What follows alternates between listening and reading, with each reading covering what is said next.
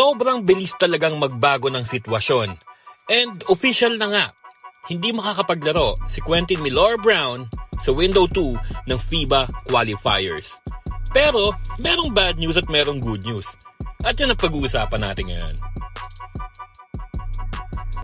Official na nga po na hindi makakapaglaro si Quentin Millor-Brown sa Window 2 ng FIBA qualifiers. At ang dahilan, hindi pa raw siya nakakapagpirma ng kontrata para sa laban against New Zealand and Australia.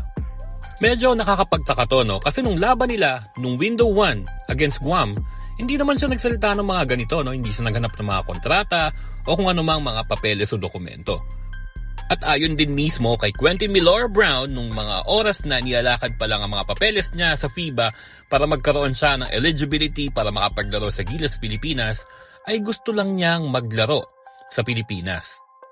So after ma-deny ni Quentin Millor-Brown sa FIBA sa kanyang application para maging eligible na maging local player ng Gilas Pilipinas, ay nag-hire nga ito ng mga lawyers na lalaban o mag-aapila sa FIBA board.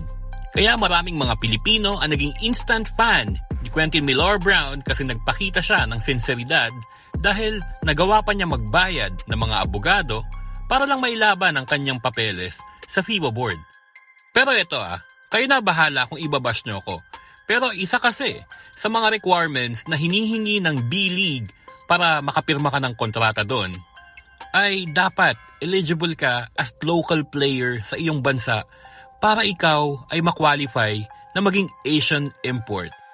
So isa lang naman ang gustong sabihin ni Quentin Millor-Brown sa SBP at sa Gilas na gusto niya na magkaroon ng kontrata na merong involved na pera.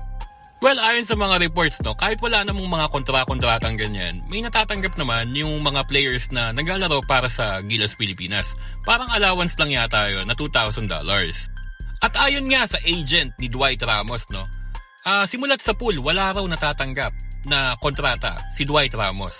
Na okay lang naman kay Dwight, kasi para sa bansa yung ginagawa niya.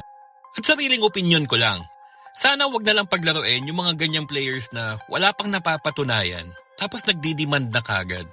Kasi makakasagabal lang yan o baka mamaya yung mga kapwa players niya mainis lang din sa kanya.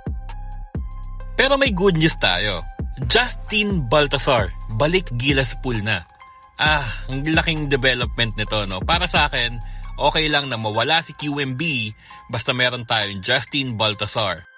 Kung babalikan natin, nung coach pa ng Gilas, si Coach Tab Baldwin, tinirin niya itong si Justin Baltasar na maglaro ng wing or small forward. And kayang-kaya ni Justin. Kasi itong si Justin Baltasar, meron siyang magandang handles at maganda yung kanyang ball control. Bukod pa doon, may tira sa labas to at mas mabilis naman to kumpara kay QMB. Kaya instantly, magkakaroon tayo ng isang agile big man, na makakatulong nila Carl Tamayo, nila Kevin Cambao, nila AJ Edu. Kaya para sa akin, positive pa din.